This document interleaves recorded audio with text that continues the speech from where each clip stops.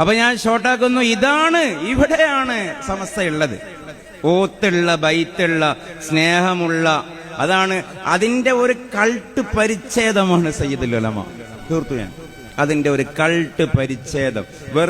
വെറുതെ തന്നെ പോയി സയ്യിദുൽ ഉലമ എന്ന് പറയുന്നതല്ല, അദ്ദേഹം സയ്യിദുൽ ഉലമയാണ് തീർച്ചയായും. അതുകൊണ്ടാണ് അദ്ദേഹത്തിന് മരങ്ങളെയും പുഴകളെയും പക്ഷികളെയും മൃഗങ്ങളെയും ചേർത്ത് വെക്കണമെന്ന് പറയുന്ന ഒരു ദർശനത്തെ വികസിപ്പിക്കാൻ കഴിയുന്നത്. ആത്മീയതയാണ് പ്രധാനം പറയാൻ കഴിയുന്നത്. എല്ലാ ചരാചരങ്ങളെയും സ്നേഹിക്കണം എന്ന് ആർക്കും പറയാം. അതേസമയം അങ്ങനെ പറയാൻ പ്രേരിപ്പിക്കുന്ന ഫിലോസഫി എന്താണെന്നുള്ളതാണ് പ്രധാനം. കമ്മ്യൂണിസ്റ്റുകാർക്ക് പറയാം എല്ലാ മനുഷ്യരെയും സ്നേഹിക്കണം, പക്ഷെ അടുത്ത ഘട്ടത്തിൽ ഒരു പ്രശ്നമുണ്ട്. എല്ലാ മനുഷ്യരെയും സ്നേഹിക്കണമെന്ന് കമ്മ്യൂണിസം പറയുന്നുണ്ടോ? ഇല്ല. എല്ലാ മനുഷ്യരെയും സ്നേഹിക്കണമെന്ന് ദേശീയ പ്രസ്ഥാനങ്ങൾക്കും റിപ്പബ്ലിക്കനും വലതുപക്ഷത്തിനും പറയാം.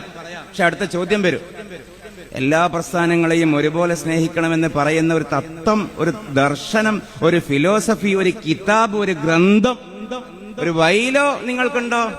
ഇല്ല. അത് മേൽജാതിക്കാരനതാണ് ലോകം. യൂബർമെൻസ്, അതിമാനുഷ്യന്റേതാണ് ലോകം. ഇതൊക്കെയാണ് അവിടെ കൺസെപ്റ്റ്. ഞാൻ ആരെയും ചെറുതാക്കുകയോ വലുതാക്കുകയോ ചെയ്യില്ല, നമ്മളതിന്റെ ആളുമല്ല. പക്ഷെ അതാണ് അതിന്റെ വാസ്തവം. പക്ഷേ മുഹമ്മദുർ റസൂലുള്ളാഹി സല്ലല്ലാഹു അലൈഹി വസല്ലം ഒക്കെ പറയാം എല്ലാരെയും സ്നേഹിക്കണം. അടുത്തൊരു ചോദ്യം വരും, നിങ്ങളുടെ കയ്യിൽ അതിന്റെ ഒരു ഫിലോസഫി ഉണ്ടോ തങ്ങളെ? റസൂലുള്ളാഹി സല്ലല്ലാഹു അലൈഹി വസല്ലം പറയും, ഫിലോസഫി ഉണ്ട്. എല്ലാരെയും ഒരേ മാലയിൽ കോർക്കുന്ന ഒരു ദർശനം ഞങ്ങളുടെ ഉള്ളിലുണ്ട്. അത് ഖദ് അഫ്ലഹ മൻ സക്കാഹ വഖദ് ഖാബ മൻ ദസ്സാഹ എന്ന് പറഞ്ഞിടത്തുള്ള വനഫ്സിൻ ഇദാ സവ്വാഹ എന്ന് സൂചിപ്പിച്ചിടത്തുള്ള നഫ്സാണ്, ആത്മാവാണ്, റൂഹാണ്. അതാണ് ഞങ്ങൾ ഒരുമിപ്പിക്കുന്നതെന്ന് പറയാൻ കഴിയും. ആ ദർശനമാണ് ഇന്നും എന്നും ഈ ഭൂമിയിൽ ആവശ്യം. അത് ബാക്കിയാകണം. അത് ഒരു നൂറ്റാണ്ട് തികക്കുന്നു എന്ന് പറയുന്നത് കേരളത്തിന്റെ, ഇന്ത്യയുടെ, നാടിന്റെ ചരിത്രത്തിലെ പ്രധാനപ്പെട്ട സംഭവമാണ്. അതിനുവേണ്ടിയാണ് നാം കുണിയയിലേക്ക് പോകുന്നത്. സമസ്തയുമായി ബന്ധപ്പെട്ട എല്ലാം അതിശയം എന്ന് പറഞ്ഞ പോലെ പേരുകൾ പോലും അതിശയം, പേരുകൾ പോലും. ആദർശ വിശുദ്ധി നൂറ്റാണ്ടുകളിലൂടെ എന്നുള്ള പ്രമേയം എടുത്തപ്പോ ഒരു വാട്സാപ്പ് ഗ്രൂപ്പിൽ ഞാനും ഉണ്ടായിരുന്നു, പ്രമേയം സപ്ലൈ ചെയ്യുന്നു. ഞാനൊക്കെ കൊടുത്ത പ്രമേയം 7ാം കടലിലേക്ക് വലിച്ചെറിഞ്ഞ് എനിക്ക് കുറച്ച് പ്രതിഷേധമൊക്കെ തോന്നി. എല്ലാ വ്യക്തികൾക്കും ഉണ്ടാവുമല്ലോ. ബഹുമാനപ്പെട്ട മുഷാവറ അംഗങ്ങൾ ഏൽപ്പിച്ചിട്ട് ഒരു വിഭാഗം, ഒരു ടീം കൂടിയ വാട്സാപ്പാണ് പ്രമേയങ്ങൾ സംഭാവന ചെയ്യാൻ. ഇപ്പൊ 5-6 പ്രമേയം ഞാനും സംഭാവന ചെയ്തു, പലരും സംഭാവന ചെയ്തതുപോലെ എല്ലാം ഇലയും കൂട്ടി വലിച്ചെറിഞ്ഞാണ്. ഒടുവിൽ ബഹുമാനപ്പെട്ട മുഷാവറ തന്നെയാണ് ഈ പ്രമേയം കൊണ്ടുവന്നത്. നൂറ്റാണ്ടുകളിലൂടെ, ആ നൂറ്റാണ്ടുകളിലൂടെ എന്ന് പറയുന്ന ആ ഒരു ഒഴുക്കിന് എത്രമേൽ പ്രസക്തം. അതില്ലായിരുന്നുവെങ്കിലും അതല്ലായിരുന്നുവെങ്കിലും അഭംഗിയായനെ എന്ന് പറഞ്ഞതുപോലെയാണ് ഈ കുണിയ. ആദ്യം കേട്ടപ്പോ വലിയൊരു ഇടക്കേടായിരുന്നു.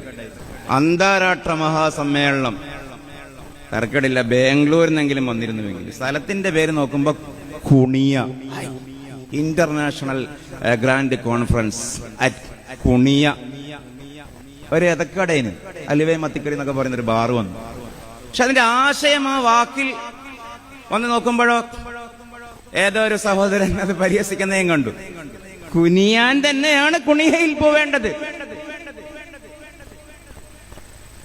ആത്മീകാസ്തിത്വത്തിന്റെ അനിഷേധ്യമായ 100 കൊല്ലം മലയാള മുഖ്യധാര മുസ്ലിം സമൂഹത്തിന് സംഭാവന ചെയ്ത് സമ്മാനിച്ച ഔദാര്യം നൽകിയ സർവശക്തനായ അള്ളാഹുവിന്റെ മുമ്പിൽ ജനലക്ഷങ്ങൾക്ക് കുനിയാനാണ് കുണിയ. എന്നിട്ട് പിന്നെ നിവരാനും ചരിത്രത്തിലേക്ക് സഞ്ചരിക്കാനും പടരാനും ആ കുണിയ എന്ന പേരിൽ പോലും ഒരു വലിയ തത്വത്തെ ഒളിപ്പിക്കുമാറ് സമസ്തക്ക് വലിയൊരു കാല നിയോഗം വന്നതാണ് നമ്മുടെ മുമ്പിലുള്ള അനുഭവം. അള്ളാഹു നമ്മളെ എന്നും അതിന്റെ കൂടെയാക്കുമാറാകട്ടെ. വാഹു ദഅ്വാന അൽഹംദുലില്ലാഹി റബ്ബിൽ ആലമീൻ. ഒരു 9:30